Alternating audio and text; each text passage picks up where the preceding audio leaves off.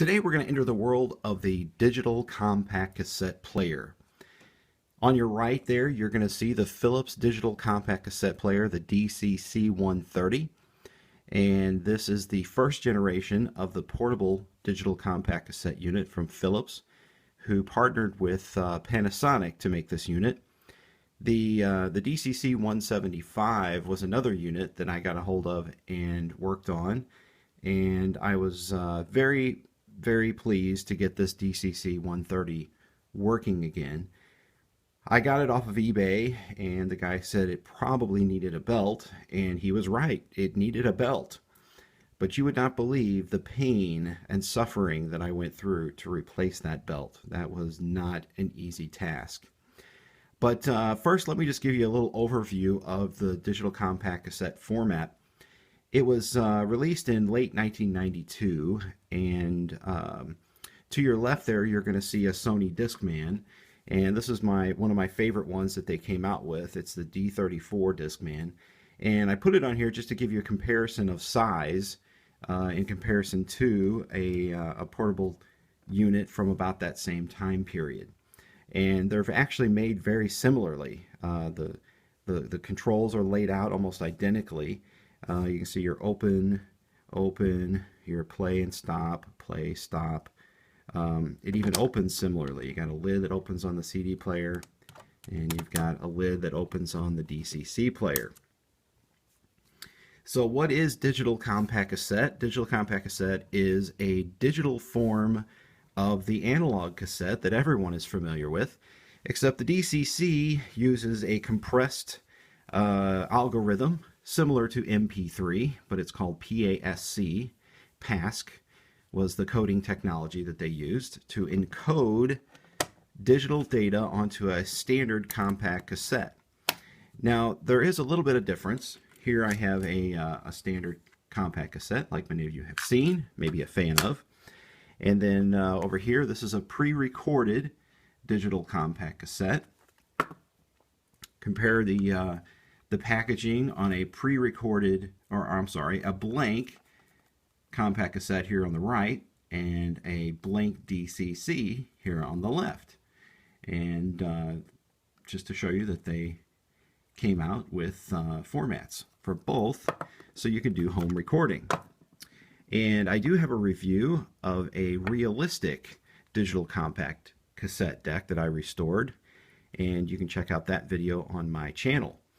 The digital compact cassette stores like this into a sleeve, I suppose, sleeve case, and you'll see it has the writing kind of behind a little plastic cover here on the side with the title on the spine there. And the cassette itself is extremely similar. The tape inside, though, the formulation, they say, is more like VCR tape than it is like cassette tape. And it has the cover on it, very similar to a mini disc or a floppy disk that has a little metal cover to protect the tape inside. So there is a pre-recorded tape for you there. And these are readily available on eBay. Here's a Suzanne Vega digital compact cassette, pre-recorded. All right. So it's very difficult to make videos about things that play music, because as soon as you play music, then YouTube gets offended and wants to block your audio. So I'm just going to play you some brief excerpts of what this thing sounds like. I have it hooked up to this this little tiny speaker system back here in the back here. Over to your right, you'll see this is not only the power supply for this unit, but it's also a battery charger. So you can see the battery pack is quite large, and cradles into that unit, and then you can charge while you play, or you can have two batteries and charge one while you are playing the battery on another. So let's take a look at this unit up close, and I'll describe a little bit about what it took to fix it. It's very similar to a Sony unit from that time period. It's metal casing on the outside here with some plastic in between. On this side, you've got a hold switch and a reverse mode switch for your cassette, so you can do a continuous loop, or you can just play both sides and then stop.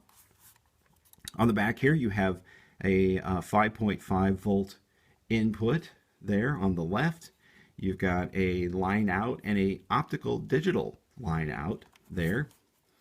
On this side, you have a Dolby noise reduction, a Dolby B type noise reduction for analog tapes only, and you can switch that on and off there. You have a DBB, which is your bass level, so you got off, mid, max. You have a headphone jack that also has the capability of being a remote for the unit, and then there's your volume control there.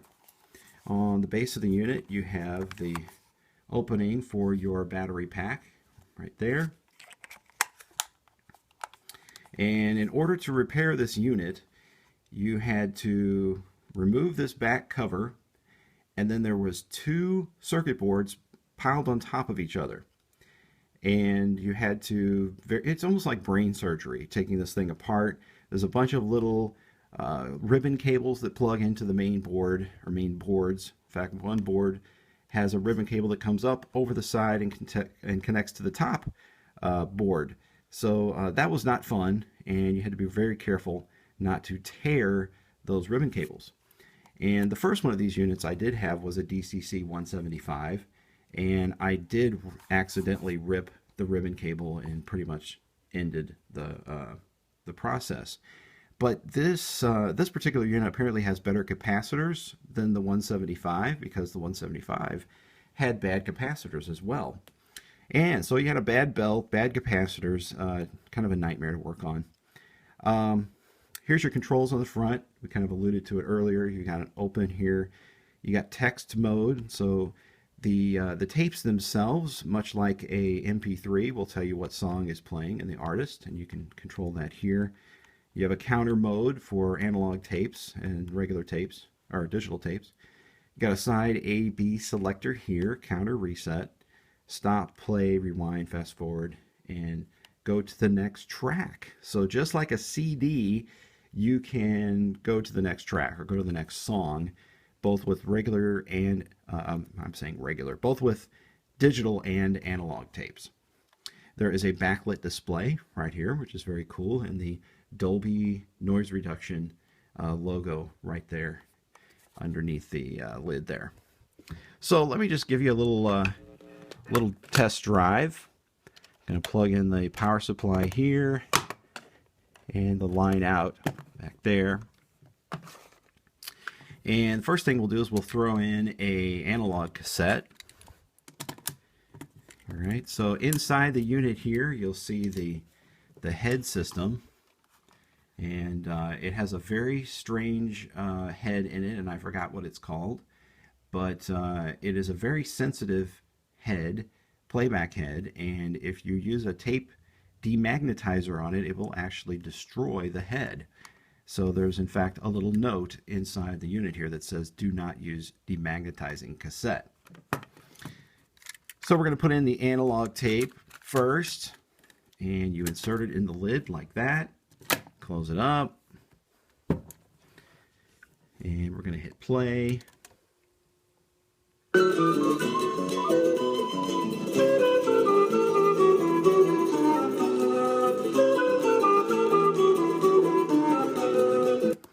Now, the one thing that's really great about this unit is when it plays analog tapes, you don't hear motor noise in the background. A lot of these small portable Walkmans, you have a buzzing sound in the background that comes from the cheap audio system and failure to isolate the motor from the sound system. And this one, you do not have that. It sounds like a full-size tape deck. Here's your fast forward.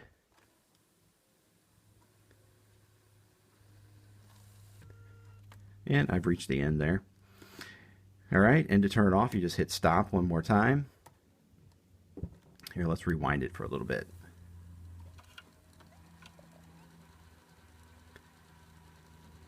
It's got a very intelligent motor system in it. As you rewind, you'll hear the motor start slow and then rev up a little bit until it reaches its maximum setting.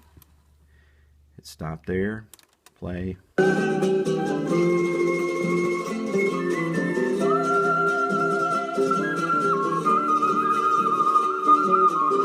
So I'm going to go to the previous track.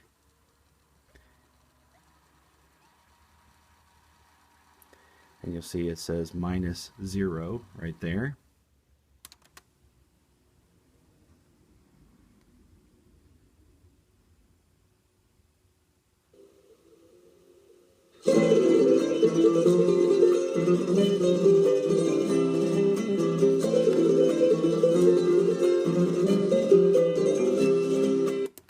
Okay, so that's your analog cassette.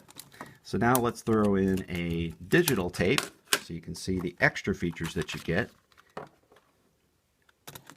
And on YouTube, I doubt you're going to hear the difference in sound quality. But I have compared DCC with a mini disc, and I think DCC sounds better. I think it has more punch. I think it has a brighter, more living sound to it, maybe a better sound stage than the mini disc.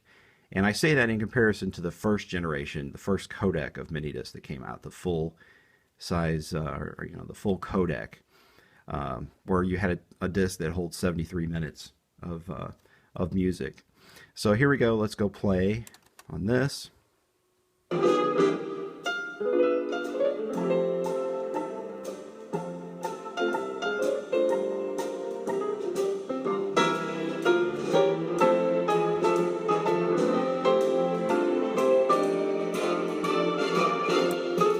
I'll turn the volume down for a second here so I can show you the key features on the front here. So you can see here we've got our minutes and seconds here. So we're 31 minutes into the album and we're on track 8. So if I go over here and hit my mode switch, it tells me the name of the album, which is DCC Concert. Hit it again, I get the artist, which is Peter Nero. Hit it again, and I get the song title, which is New York. And of course, the DCC logo appears on the top left of the screen there. Now I'm going to go to the next track so you can kind of see how that works. So I just hit track advance there. And of course, it's tape, so it has to fast forward.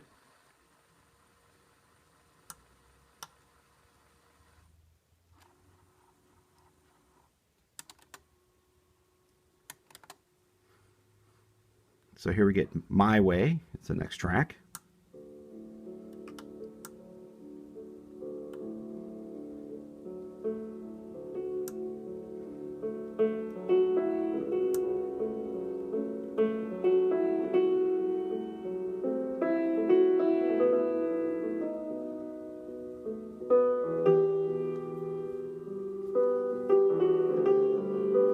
And of course you can switch to the other side.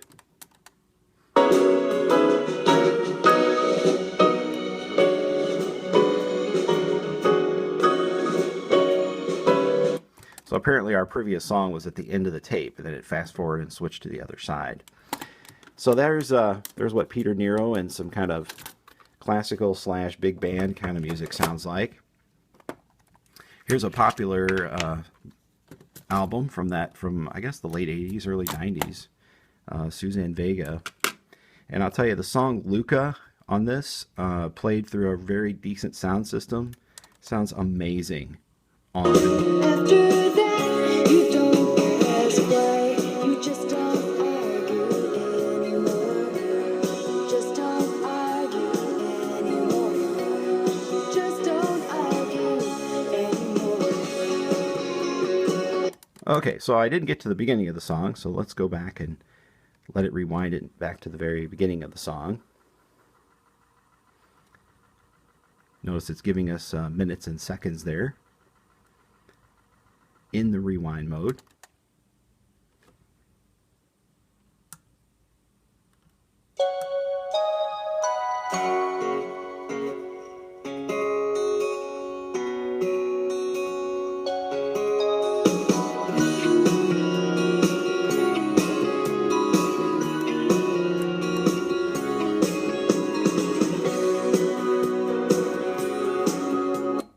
Now, ironically, even though this is a digital format, I think that these little tapes sound better than CDs. I think CDs are harsh.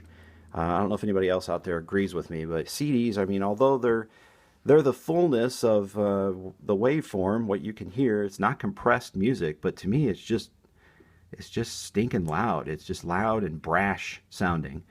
And these tapes, because they're compressed, I think they take some of that ridiculous dynamic range out of there and just soften it just slightly. So it still sounds digital, but it just has a nice, more cleaner analog sound, if I can go that far and say that. So this is just an overview of the digital compact cassette unit. Like I said, if you find one of these DCC-130s, they're definitely worth repairing, because in this case it was just the belt, and the belt I had to get from a electronic shop here in St. Louis, and I didn't find the exact replacement, but I found a similar replacement. And the key with that belt is it's got to be very thin. The one that I had here in my workspace, I just put in there, and it was just too thick, and it would not play at the right speed. So I think if you can find one that's similar length and very thin, then you'll be fine on replacing the belt. And if you have any questions about that belt, I can send you the information that I gathered on that. So if you have any questions about this unit or about this format, please feel free to leave a comment. And like I said, check out my realistic digital compact cassette. It's a full-size deck review. This unit does not record, but the full-size deck does record. In fact, I think the later model, the DCC-175, did record, if I remember correctly. I could be wrong. Thank you for watching. I ask that you subscribe to my videos. Share this video with somebody you think that might be interested in this technology from the early 90s. The early 90s brought us a lot of exciting consumer electronics products, and we just don't see that anymore because everything's made so cheaply, and it's hard to find anything that's exciting these days that comes out in the consumer electronics field. But back then we had all kinds of cool stuff trying to vie for our money, and this unit definitely was expensive. This is probably a $300 or $400 compact cassette player here. Thank you for watching. I appreciate it. Subscribe, leave a comment. Take care and have a great day, and listen to some great music.